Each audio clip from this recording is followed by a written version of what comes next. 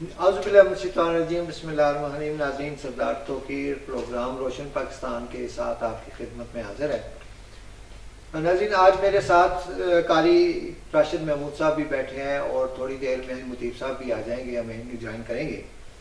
آج جو ہمارا جو ایجنڈا، ہمیں اس کو میں کہوں گا کہ آج جو ہمارا ایجنڈا ہے، سب سے پہلا ہمارا ہے لوکل سطح پہ جو ہمارے اسکول ہیں، ہزارہ کے اسکول ہیں، کیونکہ یہاں پہ یہ سردی کا سیزن شروع ہو گیا ہے اور 3 4 5 دن سے تقریباً بہت زبردست سردی پڑ رہی ہے۔ لیکن یہاں پہ مسئلہ یہ ہوتا ہے کہ ہر اسکول اپنی مرضی کرتا ہے۔ پرائیویٹ اسکولوں کی میں بات کر رہا ہوں، جو سرکاری آرڈر آتا ہے جی کہ 22 دسمبر یا 20 دسمبر جب اسکول آف ہوں گے، چھٹیاں ہوں گی موسم سرما کی، تو پرائیویٹ اسکول جو ہے وہ ان کی فیسیں اگر پوری نہیں ہوئی ہوتی تو وہ فیسوں کی لالچ میں بچوں کو سردی میں بیمار کروا دیتے ہیں۔ وہ سرکاری آرڈر نہیں مانتے اور ان کے لیے ہم نے یہ بات آج اس میں ضرور ہم کریں گے، اور جو ایڈیو ایجوکیشن ہے ان کو ہم کال بھی کریں گے پروگرام کے دوران، ان کے سے شکایت کریں گے کہ وہ جو سرکاری آرڈر ہے اس کو امپلیمنٹ کروائیں تاکہ بچے جو ہیں مختلف قسم کی بیماریوں سے بچ سکیں۔ ابھی آج تک بھی دیکھیں آپ کے خشک سردی پڑ رہی ہے اور اتنی زیادہ سردی پڑ رہی ہے کہ بچے ابھی بھی بیمار ہو رہے ہیں، اور اسکول کا ابھی سرکاری آرڈر تو نہیں آیا، خیر ابھی انشاءاللہ آ جائے گا کہ 20 22 کو یہ سرکاری چھٹیاں شروع ہوتی ہے یہاں پہ موسم سرما کی، اور اس میں امید ہے کہ جو ایڈیو صاحب ہیں اپنے سے اس کے ایجوکیشن کے، وہ ہمارے ساتھ تعاون کریں گے اور اپنا آرڈر سرکاری جو ہے اس کو امپلیمنٹ کروائیں گے۔ تو میں قاری راشد محمود صاحب کا شکریہ ادا کرتا ہوں کہ وہ اپنا ٹائم نکال کر آئے ہیں۔ آج وہ کافی لیٹ بھی ہو رہے تھے ناظرین، انہوں نے کہیں جانا تھا اور اچھی خاصی کلاس بھی انہوں نے میری لی ہے، لیکن وہ کہتے ہیں کہ بھائی ابھی جلدی جلدی پروگرام کریں۔ اور قاری صاحب، میں آپ کا شکر گزار ہوں کہ آپ آئے، آپ کو ہم نے لیٹ بھی کیا، لیکن کیا کریں مطیب صاحب ابھی تک نہیں آئے، ہم ان کا بھی ویٹ کرتے رہے، انشاءاللہ وہ بھی ابھی جوائن کر لیں گے تھوڑی دیر میں۔ تو کیا حال ہے آپ کا؟ جی ٹھیک ٹھاک، اللہ کا شکر، آپ ٹھیک ہیں؟ آپ کو سردی لگ رہی ہے یا سردی نہیں ہے؟ سردی تو ہے جی، دسمبر ہے اور ایبٹ آباد کے اندر تو پیک کا جو سیزن ہوتا ہے سردی آپ کا، نے اوور کوٹ پہنا ہوا ہے، ٹوپی بھی پہنی ہوئی ہے، میں دیکھیں ایک جیکٹ میں بیٹھا ہوا۔ سردار صاحب آپ ذرا نوجوان ہیں ماشاءاللہ۔ اچھا، یہ اسکولوں کے بارے میں جو میں نے ابھی خاص، یہ بڑا اہم ایشو ہے کہ بچے چھوٹے چھوٹے بچے آپ دیکھیں صبح اتنا وہ کورا، ہم یہاں کورا کہتے ہیں اس کو، جو رات کو پڑتا ہے، لوگ وہ بالکل برف کی طرح سفید ہوتا ہے نا۔ آپ کو ابتباد والے ہزارے والوں کو تو جو پتہ ہے اس کا، لیکن دوسرے لوگ جو ملک ہیں ان کو شاید اس چیز کا علم نہ ہو، تو وہ اتنا سخت ہوتا ہے کہ اس سے سلپ بھی بچے ہوتے ہیں اور سردی بہت زیادہ ہوتی ہے، اور کئی بچے آپ کو پتہ ہے بارش نہیں ہو رہی اور سخت سردی ہے، خشک سردی ہے، اس کی وجہ سے بیماریاں بھی پھیل رہی ہیں، کیا کہیں گے؟ بسم اللہ الرحمن الرحیم۔ سردار توقیر صاحب شکر گزار ہوں آپ کا، آپ نے دعوت دی۔ سب سے پہلی بات تو یہ ہے کہ گورنمنٹ کا جو شیڈولڈ ہے، اب اپروکسیمیٹلی 22 دسمبر کو اسکول آف ہوں گے، لیکن گورنمنٹ کو ان چیزوں پہ ذرا غور کرنا چاہیے۔ ایک تو بارشیں بر وقت نہیں ہو رہی، خشک سردی ہے، فلو، نزلہ اور بخار کی عام شکایات ہیں، اور بچے جو کہ معصوم ہوتے ہیں، آپ نے دیکھا ہوگا کہ اسپیشلی مڈل کے جو بچے ہوتے ہیں، اسپیشلی پرائمری کے یا مڈل کے، وہ بچے کم عمر ہوتے ہیں، اور سردی میں گھر سے صبح سویرے ارلی ان دا مارننگ نکلنا، اور پھر ہمارے ہاں ایسی کوئی حفاظتی تدابیر بھی اختیار نہیں کی جاتی ہیں۔ اسکولوں کے اندر بھی وہ فیسلٹیز نہیں ہوتی ہیں بچوں کو جو ایک مہذب معاشرے میں یا ایک ترقی یافتہ معاشروں میں لوگوں کو دستیاب ہوتی ہیں۔ لیکن یہاں پر آپ نے جس طرح اپنے پروگرام کے انٹرو میں فرمایا، آپ نے کہا کہ جی گورنمنٹ کی جو ریٹ ہے وہ ریٹ بھی کہیں نظر نہیں آ رہی۔ بیسیکلی پرائیویٹ سکولز یہاں پہ بہت بڑی تعداد میں ہیں، اور پھر یہ ایک مافیے کا روپ بھی دھار چکے ہیں کہ آپ نے ٹھیک فرمایا کہ جب تک ان کی فیس جو بچوں سے یہ لے رہے ہوتے ہیں اس کی کلیکشن پوری نہ ہو جائے تو یہ چھٹیاں نہیں دیتے۔ اچھا، اس میں ایک اور چیز میں ایڈ کر لوں، وہ یہ ہوتا ہے کہ اسکول میں ان کا کوئی پراپر ہیٹنگ سسٹم بھی نہیں ہے۔ کسی اسکول، بڑے اسکولوں میں شاید کوئی کیا ہو۔ اب اس دن کل میں ایک وہ کر رہا تھا، ایک اسکول کا سروے کر رہا تھا، تو انہوں نے کہا ہے جی کہ اگر ہم بچوں کو کلاس میں ہیٹر لگا کے دیں تو فی بچہ 200 روپے ہمیں دے گا۔ یہ بھی دیکھیں جی، ہیٹر بعض اوقات بچے شرارتیں بھی کرتے ہیں۔ اب گیس کا ہیٹر بھی استعمال اسکول نہیں کر سکتے، اللہ نہ کرے کسی وجہ سے گیس کا کوئی کنیکشن ڈسکنیکٹ ہو جائے یا کوئی بچہ شرارتاً بھی اس کو آف کر کے پھر آن کر دے اور اس کو جلایا نہ جائے تو وہ اس سے ہلاکتوں کا خطرہ بھی ہو سکتا ہے. بجلی کا ہیٹر بھی تو استعمال آپ اس میں یہ بھی دیکھ سکتے ہیں کہ یہاں پر اب تو جدید ترین ہیٹنگ سسٹم آ گئے ہیں, وہی کہہ رہے ہیں, بغیر کسی گیس کے یا بجلی کے. اس کے علاوہ مختلف چیزیں ہیں, لیکن ہمارے یہاں بیسیکلی اسکولوں کے اندر چاہے گورنمنٹ سیکٹر ہے یا پرائیویٹ سیکٹر ہے, پرائیویٹ سیکٹر بھاری بار کم فیسیں تو لے رہا ہے مگر انہوں نے کبھی بھی بچوں کو اس طرح سے فیسیلیٹیٹ نہیں کیا. گلی محلوں میں مشرومز کی طرح جس کی مرضی آتی ہے اسکول بنا لیتا ہے, جس کی مرضی آتی ہے جہاں پہ مدرسہ بن گیا یہاں پہ اسکول بن گیا, مگر ان کی ریگولیرٹی کے ساتھ کوئی جو ان کی ایفیلیشنز ہوتی ہے یا ان کی رجسٹریشنز ہوتی ہے, اس پہ بہت ساری چیزیں ہیں. اس پہ بڑا کام کرنے کی ضرورت ہے. اس چیز میں میں کافی عرصے سے میں اس پہ کام کر رہا ہوں, پرائیویٹ اسکولوں کے پازیٹیو کام کر رہا ہوں. یہ نہیں کہ ان کو یہ برا بھلا ہی کہتا ہوں سارا, لیکن میں پازیٹیو کام بھی مثال دوں. اسکولوں میں جو چھوٹے چھوٹے اسکول کھلے ہوئے ہیں, اب میں آپ کو بتاؤں کہ میرے ذاتی علم میں ہے کہ ان کی جو ٹیچرز ہیں 5,000 روپیہ بھی تنخواہ ہے. اب مجھے بتائیں 5,000 روپیہ تنخواہ لینے والی ٹیچر وہ بچے کو کیا پڑھائے گی؟ وہ ایف اے اور میٹرک ہوتی ہیں بیچاری, اور اسکول یہ الٹا بچوں کا فیوچر خراب کر رہے ہیں نہ کہ فیوچر بنانے کے لیے. دیکھیں جی, گورنمنٹ کے جو ادارے ہیں, اگر آپ کے بچوں کو پی ٹی آئی جب سے اقتدار میں آئی ہے نا, پی ٹی آئی کا یہ سلوگن تھا کہ ہم صحت, تعلیم اور انصاف کی فراہمی بلا شرکت غیر, ہم ہر جگہ پہ اس سسٹم کے اندر ریفارمز لائیں گے. انہوں نے یکساں نظام تعلیم کا بھی کچھ کیا, یکساں نظام تعلیم کی بھی بات ہو رہی تھی, لوگ پرائیویٹ اسکولوں سے بچے نکال کے گورنمنٹ اسکولوں میں داخل ہونے کی بھی بات ہو رہی تھی. آج ہمارا المیہ ہے کہ ہمارے کروڑوں بچے اسکولوں سے باہر بیٹھے ہوئے ہیں. ہمارے بچے اب ہائر ایجوکیشن پہ ہم پیچھے چلے جائیں, تھوڑا سا پرائمری پہ آ جائیں. بیسیکلی کسی بھی قوم کی جو بنیاد ہوتی ہے وہ پرائمری کی تعلیم ہوتی ہے, اور آپ دیکھیں کہ گورنمنٹ جو بھاری بھر کم تنخواہیں دے رہی ہے اپنے اساتذہ کو, وہاں پہ اسکولوں کی حالت اظہار دیکھیں. میں دور کی بات نہیں کروں گا, میں اپنے گاؤں بڑا پیر خان کے اسکولوں سے آپ کو مثال دوں گا. جو وہاں پہ اسکول ہے وہاں پہ اگر 2-2, 3-3 ٹیچرز ہیں تو اسٹوڈنٹس کی تعداد 10-20. یہ آپ سرکاری اسکول کی بات کر رہے ہیں؟ سرکاری اسکول کی. وہاں ان اسکولوں کے اندر جو اسٹوڈنٹ کی اسٹرینتھ ہے وہ ٹوٹل ملا کے 30 سے 40 اسکول کسی کے اندر اسٹرینتھ نہیں ہے بچوں کی. اب کیوں نہیں ہے؟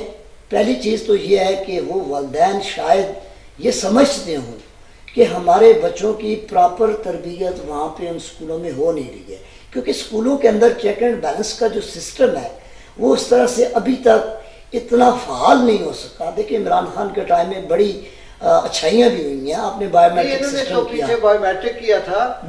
کیا, لیکن دیکھیں وہ چند مہینے تو چلا, وہ چند مہینوں تک تو اس کے اندر چیک اینڈ بیلنس ہوا, مگر پھر بات وہی ہے پاکستان میں as it is. P T آئی کا تو تیسرا ٹینیور نہیں جا رہا ہے, تیسرا ٹینور جا رہا ہے. پی ٹی آئی کے جو پرویز خٹک کا ٹائم تھا, جس وقت پرویز خٹک سی ایم تھے, اس وقت کافی ساری بہتریاں دیکھنے میں آئی تھی, مگر جو پیچھے محمود خان کا ٹائم تھا یا جو موجودہ ٹائم ہے, اس میں وہ کچھ ریفارمز, وہ کچھ چیزیں جو ایکسپیکٹ کر رہی تھی قوم, وہ نظر نہیں. ریفارم آپ کو نہیں پتا ہوئی ہے نا ریفارمز؟ جی جی, وہ سرکاری ہو, فائر بریگیڈز اور سارا وہ چیزیں لے کر اسلام آباد پہ وہ جو کہہ رہے تھے کہ چڑھائی ہوئی ہے. اچھا, یہ بھی بڑی ایک عجیب بات ہے کہ جو سرکاری مسائل ہیں وہ چاہے جا کے یہاں پہ لوگوں کے مسائل حل کرنے میں استعمال ہو.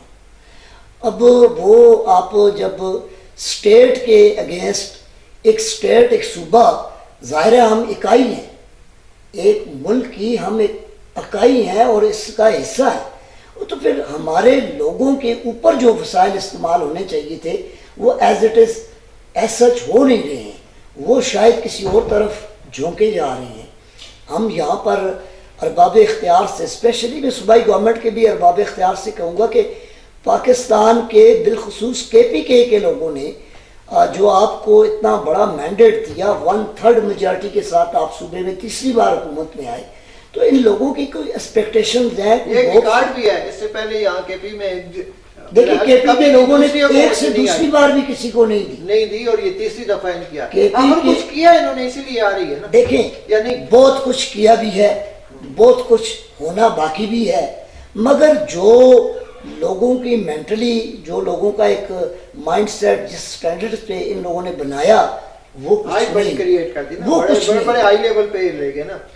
یہ دیکھیں نا، ہم تو سارے وہ لوگ ہیں کہ جو خان صاحب کے ساتھ 23-24 سال سے چلے تھے، اور 23-24 سال ہم نے اگر جہاں پر ایاک نعبد و ایاک نستعین کا نعرہ لگا کے ہم نے یہ کہا تھا کہ ہم پاکستان کے اندر دورہ نظام تعلیم ختم کریں گے، پاکستان کے ہر شہری کو بنیادی علاج معالجے کی سہولیات میسر کریں گے، اس کے لیے ہیلتھ کارڈ روشناس کرایا گیا. اور کافی سارے لوگوں کو مگر یہاں پر صحت کارڈ جو تھا، ہر بندہ جا کے ہاسپٹلائز ہو نہیں سکتا، وہ داخل نہیں ہوتا.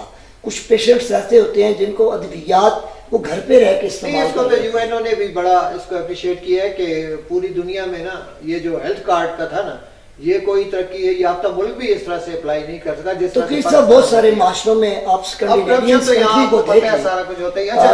سارے ممالک میں یہ بیسیکلی یہاں پر تو ہم نے اس کو ایک اپنا کارنامہ بنا کے پیش کیا. بیسیکلی یہ کارنامہ نہیں ہے، یہ عوام کے پیسے ہیں جو آپ اور میں بھی پے کر رہے ہیں. شاید آپ کتنی مرتبہ اسپتال گئے ہوں گے، میں کتنی مرتبہ گیا ہوں. آپ دیکھیں نا پاکستان کی کیفے کی آبادی کو دیکھیں، اور پھر اس کے اوپر جو صرف ہونے والے اخراجات ہیں، کیا ان اخراجات کے ساتھ پاکستان کی جو بیسک بی ایچ یوز ہیں، کیا ان کے سسٹم کو بہتر نہیں بنایا جا سکتا تھا؟ کیا پاکستان کی جو ڈسٹرکٹ ہیڈ کوارٹر اسپتال ہیں ہمارے صوبے کے اندر، آپ کے جو ڈسٹرکٹس ہیں، ہر ڈسٹرکٹ میں ڈسٹرکٹ ہیڈ کوارٹر اسپتال ہے، کیا اس کے اندر بہتری نہیں لا جا سکتی؟ اچھا، یہ جو حکومت ابھی بیٹھی ہوئی ہے، ہم تھوڑا کیونکہ لوکل کا ہمارا یہ اسکولوں کا اور سردی کا یہ ایک سیگمنٹ تھا، اس سے ہم آگے چلتے ہیں. یہ جو حکومت آج بیٹھی ہوئی ہے یہ سینٹرل، یہ ہر بات کو جھگڑے میں کیوں بنا دیتی ہے؟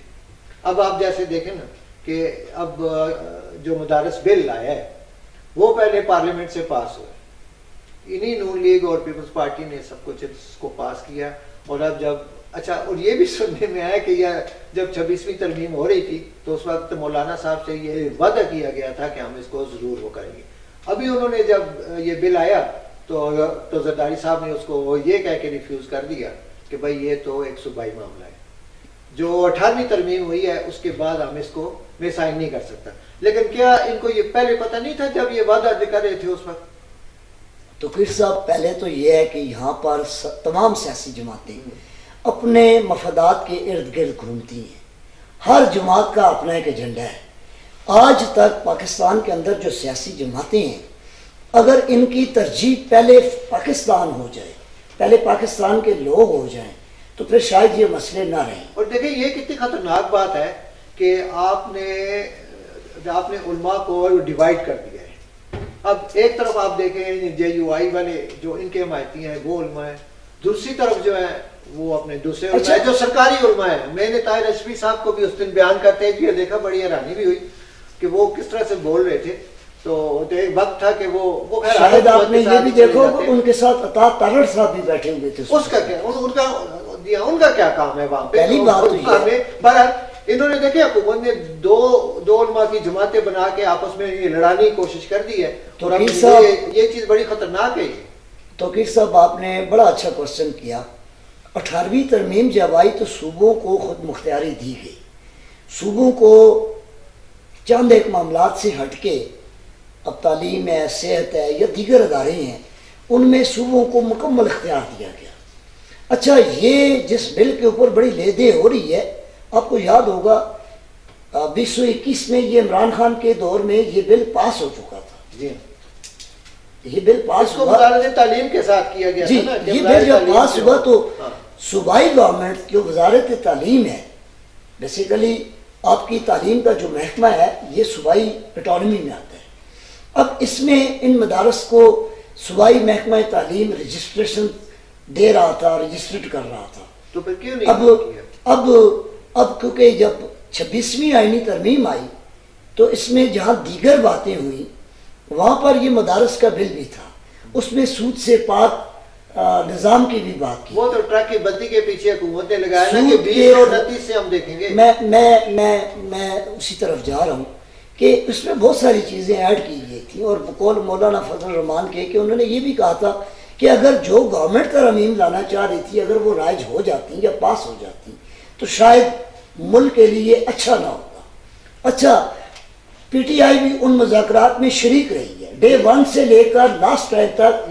مولانا فضل الرحمان کے یہ آپ 26ویں ترمیم کا کہہ رہے جی ہیں. میں جو مولانا صاحب نے کہا جی اگر پہلا مسودہ جو ہمارے پاس آیا ہے جی میں وہ اگر امپلیمنٹ ہو جاتا تو شاید بہت سی پریشانیاں بنتی, بہت سی مشکلات ہوتی. خیر اس میں پی ٹی آئی کی جو تجاویز تھی وہ بھی شامل اس کی. کا کیا مطلب ہوا ہے جی پھر یہ جو مولانا صاحب نے بیان دیا ہے کہ بھائی ملک کا ستیہ ناش ہو جاتا اور ملک تباہ و برباد ہو جاتا, اس کا کیا مطلب ہے؟ دیکھیں اس کا اب مولانا صاحب کس تناظر میں یہ بات کر رہے تھے. پہلا مسودہ جو آیا ہے 26ویں ترمیم کا وہ دیکھیں نا وہ مسودہ منظور نہیں ہوا. جو مسودہ منظور ہوا نہیں وہ بنایا کس نے تھا؟ جو مسودہ اچھا اس ترمیم کا بیسک انیشیٹو جس جماعت نے لیا تھا وہ پیپلز پارٹی نے لیا. سٹیپ وائز ہے نا. وہ مسودہ بنایا کس نے تھا؟ وہ مسودہ گورنمنٹ نے بنایا. نون لیگ نے بنایا تھا. Noon League plus P T I. P T I نہیں تھی اس وقت. نہیں نون لیگ اور پیپلز پارٹی. اچھا 26ویں آئینی ترمیم پہ انہوں نے اتنا خطرناک مسودہ وہ بنایا تھا, ملک کے خلاف بنایا تھا جو مولانا صاحب. دیکھیں ملک کے خلاف تو خیر اب میں مولانا کی اس بات سے اتفاق نہیں کرتا. نہیں ہم ان کی بات کرتے ہیں. میں مولانا کی اس بات سے اتفاق نہیں کرتا. میری بہت قابل احترام ہے لیکن کوئی بھی جماعت پاکستان مخالف ایجنڈا کبھی بھی لا نہیں سکتی. اس کی اتنی جرت ہی نہیں ہو سکتی. یہ 25 کروڑ لوگوں کا ملک ہے, اس میں لوگ باشعور بھی ہیں. کوئی جماعت آپ نے کیا کہا ہے کوئی جماعت ملک دشمن ایجنڈا نہیں لا سکتی. تو پھر 9 مئی کا پی ٹی آئی پہ کیوں الزام ہے؟ دیکھیں پہلے مسودے پہ رہیں. بالکل آپ ٹھیک کہہ رہے ہیں. کم ٹو دا پوائنٹ, ہم جس پوائنٹ پہ بات کر رہے تھے میں اس میں بھی بات کروں گا. میں 9 مئی پہ اور 26 نومبر کی بھی بات کروں گا. لیکن جب 26ویں ترمیم رائج ہوئی, جب وہ پاس ہوئی, پی ٹی آئی نے اس میں ووٹ نہیں دیا. آپ کو یاد ہوگا کہ پی ٹی آئی نے اس ووٹنگ کے عمل میں حصہ نہیں لیا. چاہیے تو یہ تھا کہ پی ٹی آئی اسمبلی کے فلور پہ اس کے جو نقائص تھے, اس کے اندر جو خامیاں تھیں, بیسیکلی پی ٹی آئی بھی تو آن بورڈ تھی نا. بعد میں آگے نا مولانا صاحب کے بیٹھ کے میں نے کہا انہوں نے مولانا صاحب کی بیعت کر لی. انہوں نے مولانا کی ابتدا میں صبح کی نماز بھی پڑھ لی, شام کی بھی پڑھی, عصر کی بھی پڑھی. اب مولانا صاحب نے ان کو مکمل بیعت کیا. ٹھیک ہے لیکن مولانا صاحب برسٹل گور سے لے کر اسد کے اثر تک دوستی جاری کی بھی بڑی. وہ ڈیزل سے پھر ارکے گلاب کی طرف بھی سفر ہوا. اچھا آخر میں پاکستان کے اندر جو پی ٹی آئی کا سوشل میڈیا ہینڈلز ہے, اچھا ان نے پھر مولانا صاحب کو شاید بہت کچھ سنایا بھی. اب پی ٹی آئی بھی اس میں آن بورڈ تھی.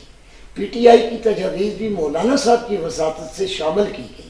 اب پی ٹی آئی نے آن ٹائم پہ کہا کہ جی ہم اس کا حصہ نہیں. لیکن مولانا صاحب نے بعد میں یہ بھی کہا نا کہ بھائی جو مسودہ فائنل ہمارے پاس ہوا تھا تو اس کے بعد بھی انہوں نے یہ ایک صدارتی آرڈیننس کے تحت جو چیزیں ہم نے انکار کیا تھا وہ انہوں نے دوبارہ. دیکھیں صدارتی آرڈیننس جب آتا ہے تو اس کا بھی حکومت باؤنڈ ہوتی ہے کہ اس کو اسمبلی کے فلور پر لائے, اسمبلی کے فلور پہ اس پہ ڈسکس ہو, ووٹنگ ہو.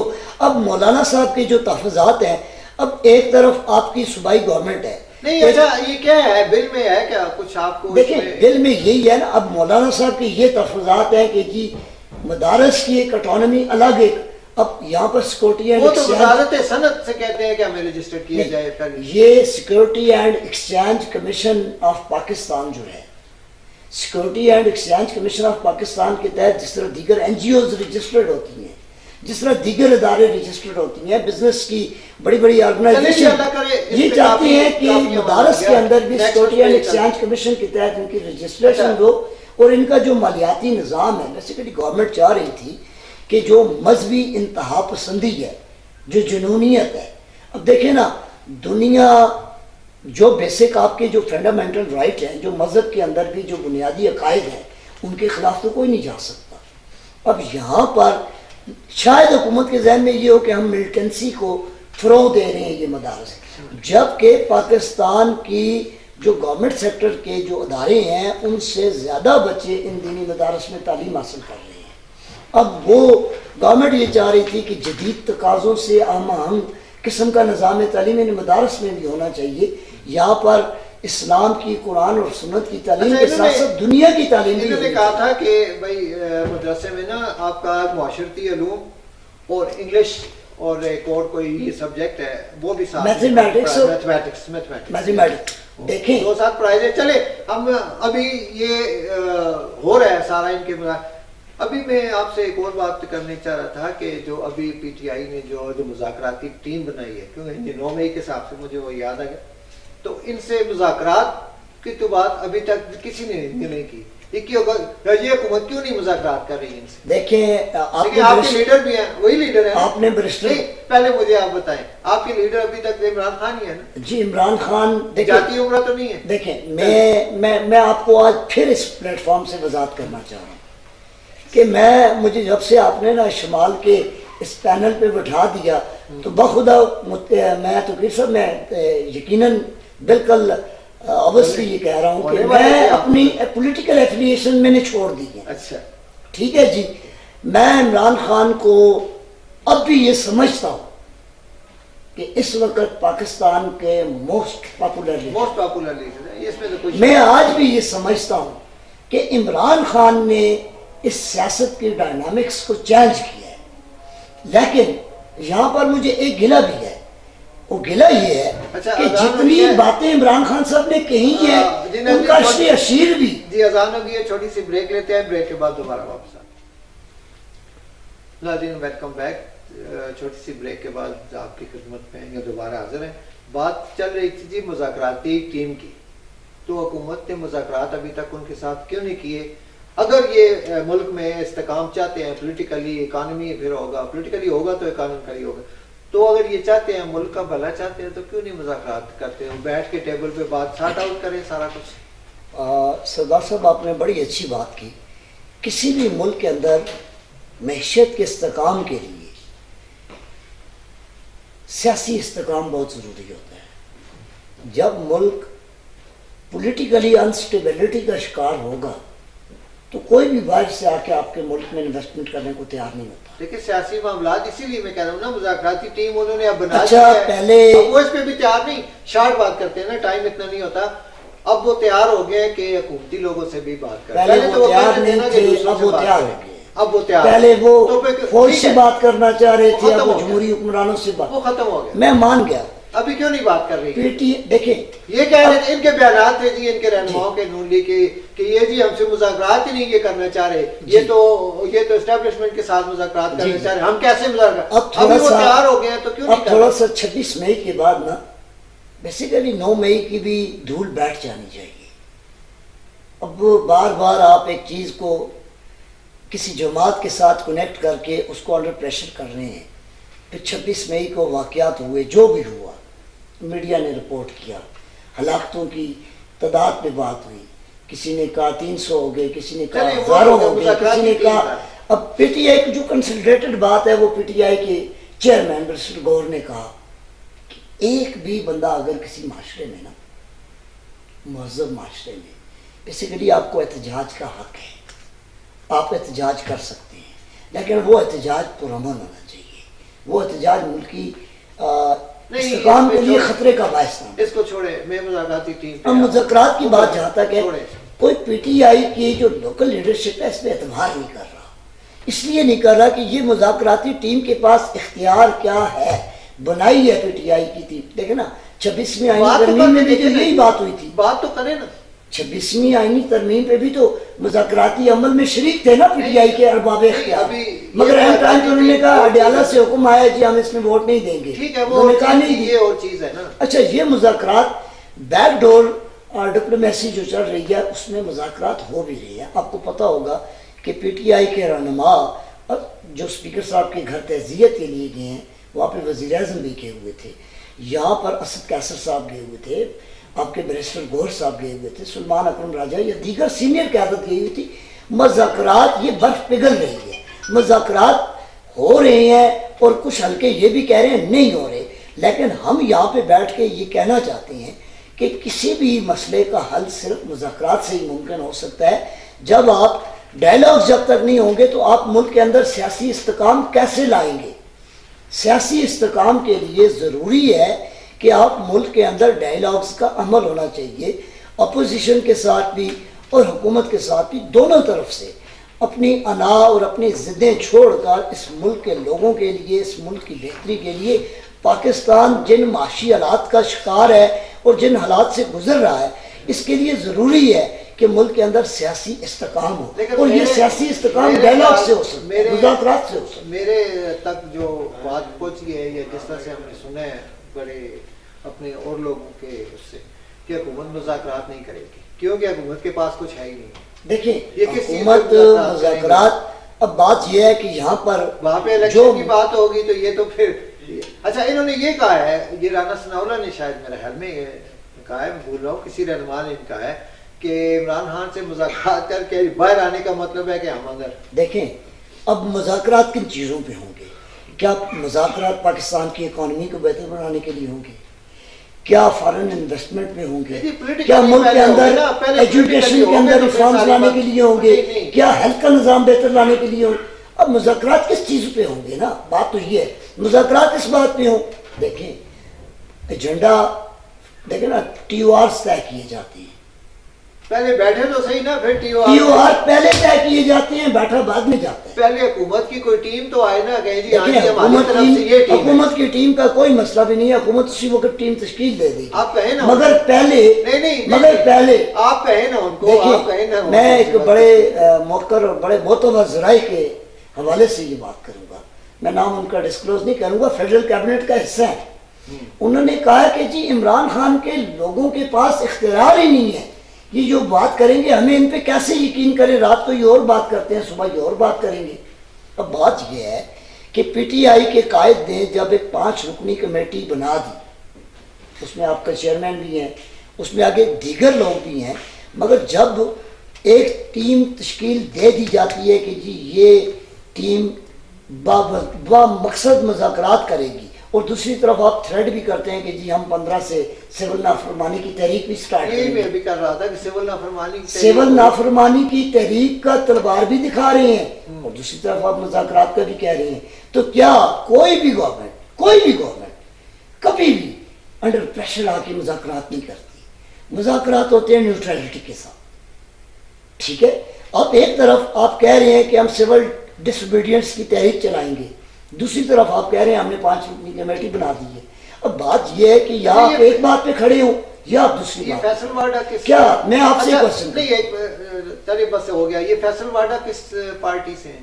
دیکھیں فیصل واڈا تو کسی پارٹی کا نہیں. تو پھر سینیٹر کیسے بنا؟ فیصل واڈا تو ایم کے او ایم نے اور پیپلز پارٹی کے ووٹوں سے بنا ہے نا.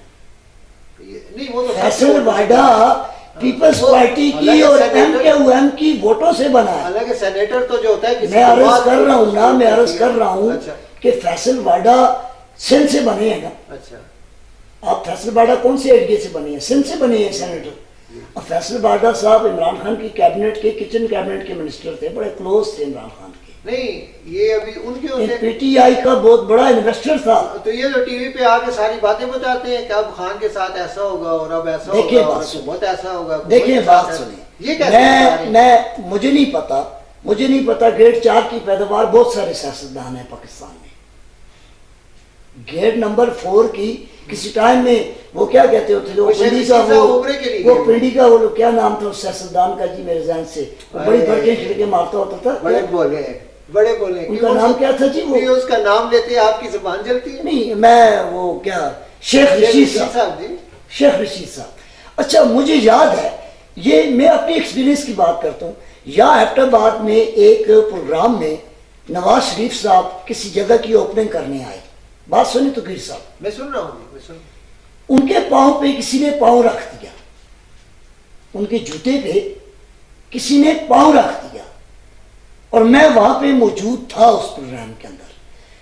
ایک صاحب میں نام نہیں لوں گا، پاکستان کی سیاست کا بہت بڑا نام، اس نے جیب سے رومال نکالا اور میاں صاحب کے جوتے سے اس نے نا وہ مٹی صاحب کی جو نشان لگا. اب میں نے کوشچن کیا، میں بالکل یہ کیمرے کے سامنے بیٹھ کے میڈیا میں بیٹھ کے کہہ رہا ہوں، میں نے کہا جی یہ آپ نے یہ کیا کیا؟ اسی رومال سے آپ اپنے ناک صاف کر رہے ہیں اور اس نے کہا تا نہیں پتا اے سنگے پارس ہے گا اے نال جنہیں ہاتھ لا لیا سونا بن گیا جائے. اب یہاں پہ سیاستدان قبلہ کیسے تبدیل کرتے ہیں ایک دم مجھے نہیں سمجھ آتی. اچھا فیصل واڈا کی آپ نے جو بات کی، ایک ٹائم تھا شیخ رشید صاحب گیٹ نمبر 4 کی ترجمانی کرتے تھے اور آج کل میرا خیال ہے فیصل واڈا صاحب اس چیز کی ترجمانی کر رہے ہیں. اچھا فیصل واڈا صاحب کی بہت ساری ایسی باتیں ہیں جو رات کو آپ کی طرح ہم بھی سنتے ہیں، مگر آپ نے کہا کون سی جماعت کی ہیں؟ فیصل واڈا صاحب کی جماعت مجھے جہاں تک نظر آ رہا ہے وہ پی ٹی آئی ہے. نہیں وہ پہلے تھی. نہیں اب بھی وہ کہہ رہے ہیں میں خان نکال دیا گیا. دیکھیں جس طرح مجھ سے پوچھتے ہیں نا تو نکال دیا گیا. جس طرح نہیں توقیر صاحب نکال دیا گیا. توقیر صاحب میری بات سنیں. آپ نے فیصل واڈا کا ریسنٹ انٹرویو سنا ہوگا، وہ کہتا ہے کہ میں آج بھی عمران خان کو اپنا لیڈر مانتا ہوں. وہ تو اس کی اعلیٰ ظرفی ہے نا. وہ کہہ رہا ہے کہ ہم عمران خان کو مرنے نہیں دیں گے. وہ تو ان کی اعلیٰ ظرفی ہے. ٹھیک ہے. اب پارٹی نے نکال دیا یا کچھ بھی کیا، پھر اس شخص کو ایم کے او ایم نے اور اس شخص کو پی ٹی آئی نے نہیں، اگر نکالا ایم کے او ایم نے اور پیپلز پارٹی نے اس کو اقتدار کے ایوان میں پہنچا. اچھا پروگرام میں جی ناظرین ہم اگر شام کا ذکر نہ کریں، غزہ کا ذکر نہ کریں جو وہاں پہ مسلمانوں کا قتل عام ہو رہا ہے، اور اب تو اور لبنان اور پہ بھی حملہ ہو گیا ہے، شام پہ بھی چلا گیا ہے کام، اور بفر زون جو ان کا تھا کو پہاڑیاں تھی وہاں پہ بھی اسرائیل نے شام میں اندر جا قبضہ کر لیا ہے. تو یہ اسرائیل کو ابھی تک کوئی بھی یہی روکنے والا نہیں ہے. اور ہمارے جو اسلامی ممالک ہیں وہ سارے شیخ رشید کے بقول ستو پی کے سوئے ہوئے ہیں اور کوئی عملی کام یہ نہیں کر رہے سوائے اس کے کہ انہوں نے او آئی سی بلا لی، بس قراردادیں پیش کر لی اور وہاں پہ ہلو آئے ہو کہ بس یہ سب اپنے اپنے گھر. توقیر صاحب آپ نے جس ایشو پہ پروگرام کی اینڈ میں بات کی ہے، ہم سب یہاں پر بیٹھ کے ہمارا دل خون کے آنسو رو رہا ہے.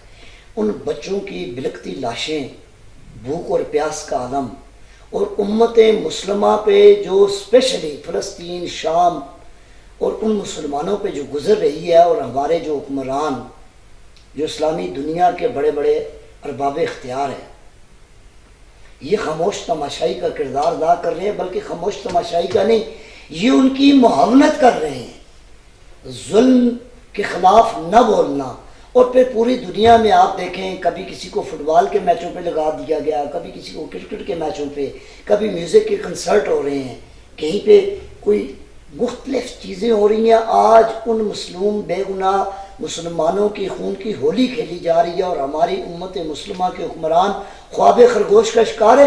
یہ ایک کے بعد دوسرا، دوسرے کے بعد تیسرا. آپ نے دیکھا غزہ سے یہ جنگ پھیلتی ہوئی مشرق وسطیٰ میں شام تک آ گئی. اب یہ گریٹر اسرائیل کی جو ان کی جو سازش ہے، اور یہ پاکستان کی تو آپ بات نہ کریں نا. پاکستان تو آئی ایم ایف کے چنگل میں یہ یہاں کے ماضی سے لے کر اب تک کے جتنے حکمران ہیں یہ پاکستان کی تباہی میں، اس کے معاشی حالات کو خراب کرنے میں برابر کے شریک ہیں. اور ان لوگوں نے اپنے مفادات کے لیے امت مسلمہ کے لیے ان مسلمان بے گناہ بچوں کے لیے آواز اٹھانی تک چھوڑ دی ہے.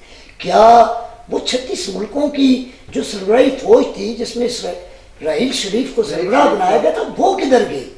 سعودی عرب کے وہ وسائل کدھر گئے؟ قطر، سعودی عرب، U A E, Malaysia, Indonesia, Pakistan, یہ جو اسلامی امہ کے 67 کنٹریز ہیں، یہ ان کو نہیں پتا کہ اقوام متحدہ امریکہ کی لونڈی کا کردار ادا کر رہی ہے. اسلامی آپ دیکھیں نا، اسلامی نظریاتی کونسل جو ہے یہاں پر میں ایک بات کروں گا. آج پاکستان کو جس لیڈر کی ضرورت تھی، میں ذوالفقار علی بھٹو صاحب کا نام یہاں پہ لوں گا.